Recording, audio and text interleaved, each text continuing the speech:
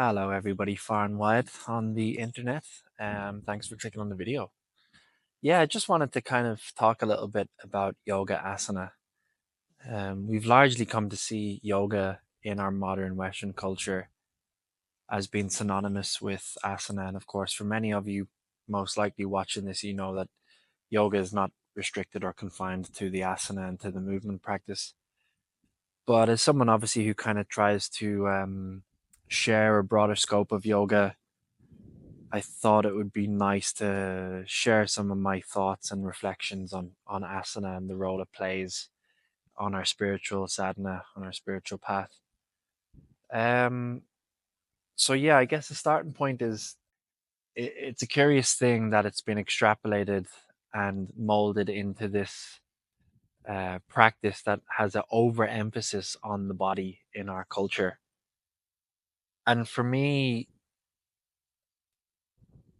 it's not dramatic to say it's kind of sad that this has happened because there's so much more fruit that we're not tasting if we regulate or relegate, I should say, and confine ourselves to this narrow view of yoga.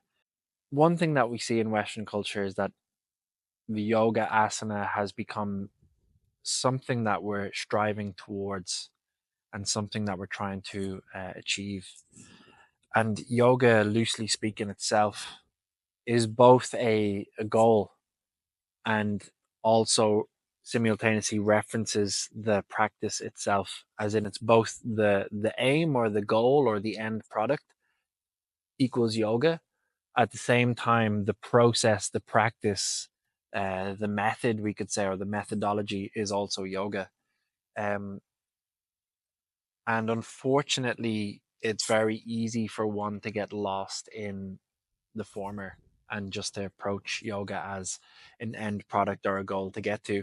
And again, in our modern context, that's often not a lofty spiritual notion of enlightenment or at least the banishing of existential suffering. It's actually just like, can I do splits? Can I do handstands? Can I complete the primary series, secondary series, third series in Ashtanga? Or can I do all these fancy inversions so Lululemon will sponsor me, you know? And on one hand, like there's nothing overtly wrong with that. It's nice in our very sedentary culture for people to start connecting to their body more and starting to grow with a sense of curiosity and a sense of being intrigued by oneself and one's capabilities. I think that's a really beautiful thing in light of our modern sedentary culture, as I said. But again, we're losing so much if we get stuck there. And the main thing that we're losing is the opportunity to relieve ourselves of existential suffering. So what do we mean by existential suffering? Well, it's the idea that by very virtue of being incarnated in a human form, we tend to experience suffering. And of course, yoga is not the only tradition to talk about this, but what's central to the yogic message is the idea that we are manifest in a dual reality, that we exist in a reality or in a setup of reality whereby there's a dual nature with everything that we sense, perceive, taste, touch, feel, cognize. This is good, this is bad, this is better, this is worse. This is more ideal, this is less ideal, this is the good side, this is the bad side, this is what I like, this is what I don't like, and so forth. And so it's that kind of attachment that we have to both our preferences and to our versions that cause suffering. And to kind of take it back to then how that creeps into the asana practice is that we take that same, what they call in yoga, ignorance. We take that same ignorance into the asana practice, whereby at first one can start practicing asana and feel like, oh wow, I've kind of discovered this practice that gives me a sense of whatever it does for any individual, a sense of calm or feeling centered or having a little bit of an opportunity to respond to stimulus rather than be reactive. And all of those things come at first with practice, but unfortunately, that kind of attachment to the conditioning of progress and attainment of X, Y, and Z can all of a sudden become the main impetus for the practice itself. And that's something, yeah, I see a lot in our Western approach to yoga asana. And it's also kind of weird because take the metaphysical stuff away or the so-called spiritual stuff to one side and take asana alone just as a purely practice of manipulating the body. Um, it's also quite ironic in a sense that it's also not the best practice to do as someone like who has spent years now practicing and also studying uh, my body and the body as a whole. I've come to realize, as many people who are probably much better informed than I am about the body will tell you, yoga asana is a limited practice. It's not like you should be doing it every day essentially if you want to just purely progress with your body. There are better modalities perhaps for overall kind of joint health and so forth. I won't get into that, but it's then kind of ironic that one can get so attached to a practice that they maybe denote the spiritual component and they get stuck in an aspect of striving, and yet even what they're doing on that purely material level, they could better spend their time elsewhere, if that makes sense.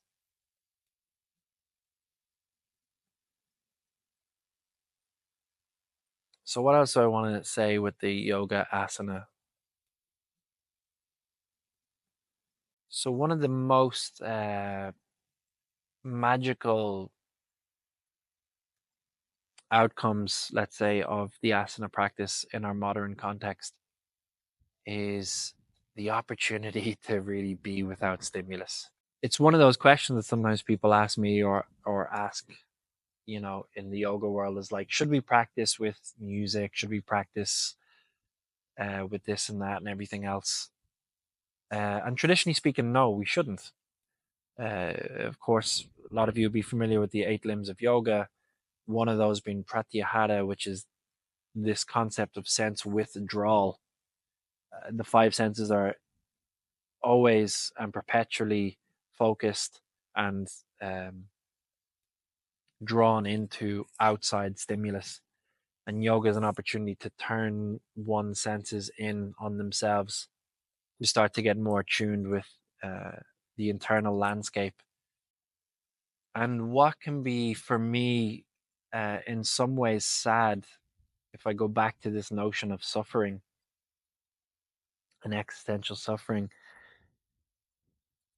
the asana is the opportunity for a person to fully come to realize that who and what they are and how they have been birthed into this existence is in of itself a beautiful occurrence, and that nature and creation doesn't make any mistakes. And so the asana is an opportunity to fully love and accept yourself for all of the aspects of your physical body and your emotional body and your mental body and your personality and your whole construct. It's an opportunity to really uh, fully embrace all aspects of yourself equally. And we hear this, don't judge and don't judge and don't judge. But when I see in the consumer capitalist clause that has wrapped its tentacles around yoga, all the ornamentation that comes with it, and all of the external um, applications that need to be, landed on a person's body. So in plain English, what I'm saying basically is leggings and mala beads and my yoga bag and my yoga bottle. this is totally moving away from the magic of the asana, what it reveals to you. And what it reveals to you is the well of abundance that exists within solitude and the quiet of one's own body. When you feel like your opportunity to move and connect to your body has to be assisted by external objects, then you're further compounding the lack of self-worth you have, whether you think it or not, right? Because it's like we have been conditioned to think that success equals X, Y, and Z. And again, it's usually the attainment of external objects. So that external object can be a career title, it can be a certain amount of figures written on your bank statement, it can be the certain amount of possessions you have, material possessions you have, um, and so forth. And yoga is about stripping all that away. And so it might seem innocent or not that, serious to, get your yoga gear and do your yoga practice.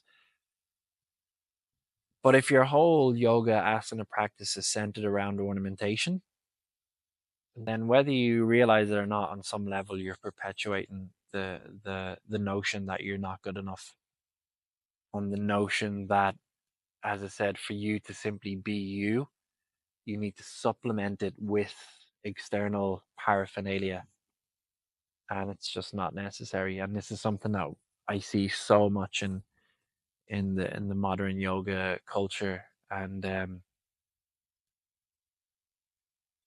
yeah, we need to move away from it.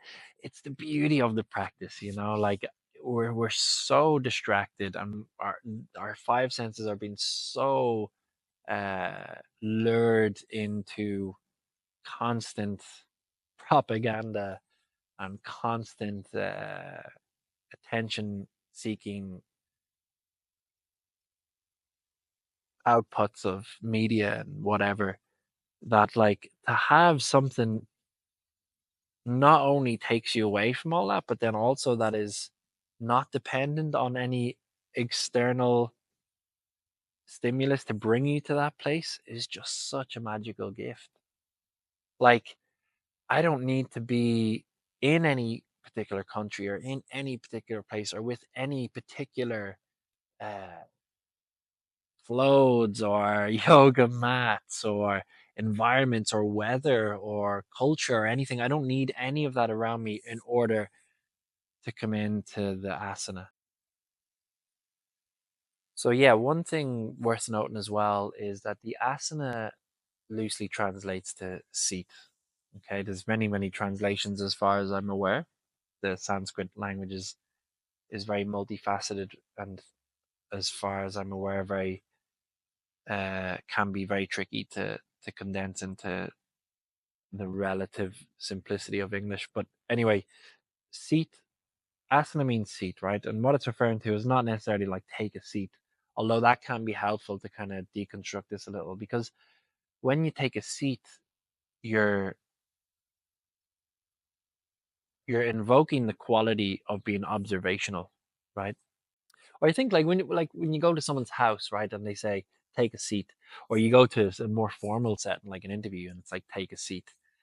Take a seat, then it kind of means like let's prepare to engage. Okay, so if you think about that, then asana is taking a seat to engage. To engage in what? Well, to engage with life, because we think, or perhaps I shouldn't say we think, but we are under the illusion that we engage with life. And yet, if we open up the broad spectrum here a little bit more, uh, it becomes really apparent that we're not quite engaging with life. Okay. Often life is actually passing us by. We're often quite passive to life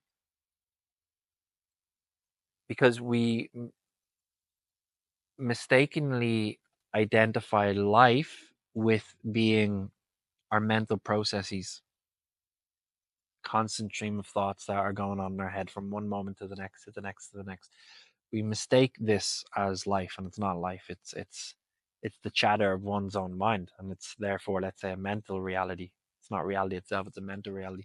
And the second way that we're quite uh, disengaged from life, or in a sense passive, uh, again in light of our modern culture, most specifically, is that we spend a lot of our we live out our lives a lot through this medium of technology, of phones, of social media, of the internet. And so what we kind of do is we put a wedge between us and life. It's like life is here and I am here, and there's this kind of device that I'm going to use in order to objectify and record or interpret life, which is not actually directly engaging in life itself. And this is kind of another topic we could go down into, but just to finish that kind of loose thread, it's like how people go to a concert, and instead of actually looking at the music, they're mediating the experience by taking a video of the music. So they're not actually there, totally engaging with the energy of the people and the music on stage. There's a wedge between them. And so asana, seat, let's be in a place where we can engage with life, right? And even what I've just spoke about there, those types of uh, moments of reflection and recognition only come from disengaging with the normal or so-called normal unconscious patterns of mediating our life, again, such as being overly involved with our mental faculties and being overly involved with the external world. And so we, through the asana, disengage with that in order to then engage with life as it is. And life as it is then is much more of a sensory experience, which is lived and mediated by the body. Um, what you can sense, what you can touch, what you can feel. And that's really what the purpose of the asana is. It's a kind of merging of these really subtle layers on a level that they arise up to the surface of our awareness. And I wouldn't say overtake what's already there, but at least frame that, oh yeah, this is going on whilst I'm also thinking. And this is also going on whilst there's this representation of reality through YouTube and through the internet and through the news and whatever. So to kind of like lose that in our modern context a little bit is a real cry and shame, because people are getting more and more entangled with the external paraphernalia of existence, and ultimately that's subject to change. Bodily functions are subject to change too, and your body's always changing as well. It's not like the body is permanent. The body has its own sense of impermanence too, but there's much more of a solidity when it comes to spending more time inhabiting the body. And that is really the gift of the asana, is providing one, as I alluded to before, providing one with the sense of self security and solidity regardless of what's happening on the outside. Okay, I don't need to worry about what's going on in the world. I don't need to worry about what's going on in my immediate environment. I don't need to wear certain clothes. I can always come home to myself, be with myself when I undertake asana. And yeah, just one more point I'd like to make actually on that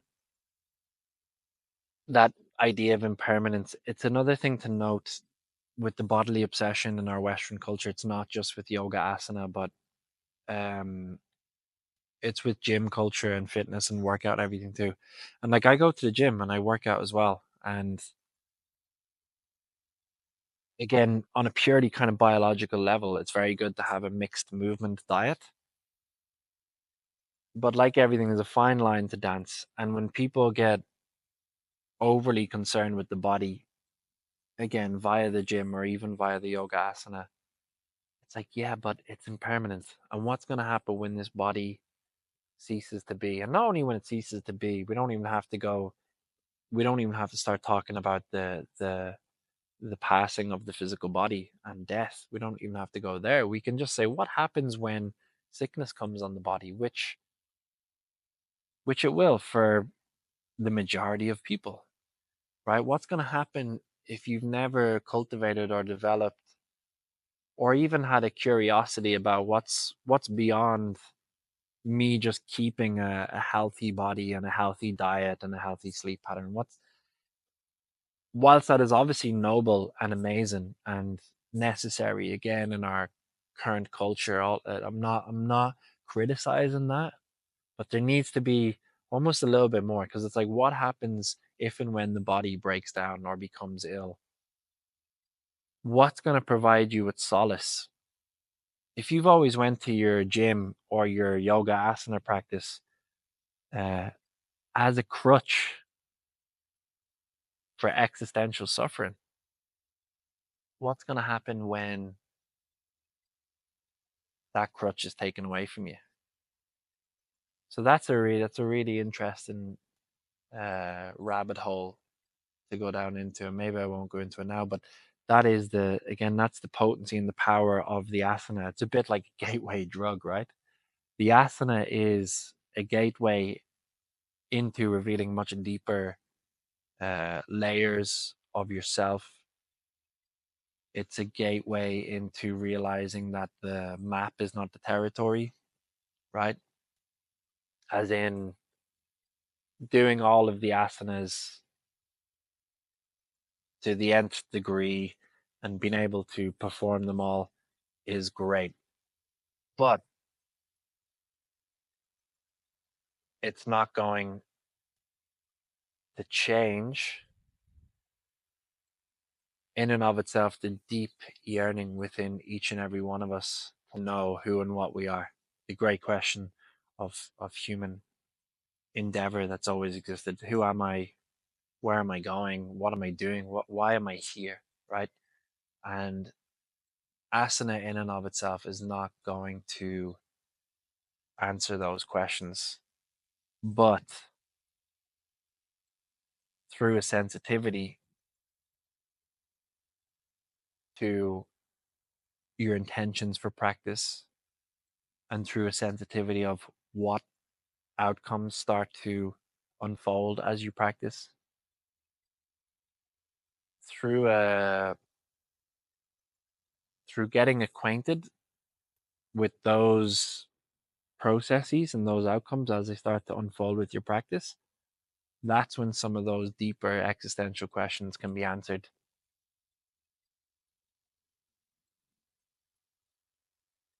Yeah. Anyway, I hope some of what I said resonates. And yeah, I'd love to know if you have any questions or thoughts or ideas or something you want to bounce off me here. It's really nice to open the dialogue. But yeah, let me know. I look forward to your thoughts and I hope you have a beautiful day or evening wherever you're watching from. Take care.